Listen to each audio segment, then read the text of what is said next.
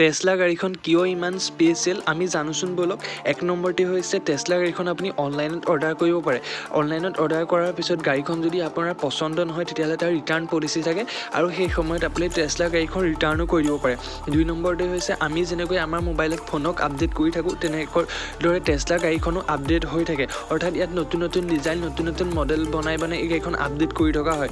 3 নম্বৰতে হৈছে auto drive features. এই গাড়ীখন আপুনি নিজে গাড়ী নচলালেও অটো ড্ৰাইভ ফিচাৰ্ছ আছে, যাৰ জৰিয়তে আপুনি গাড়ী নচলাইকৈ নিজৰ স্থানত উপস্থিত হ'ব পাৰিব।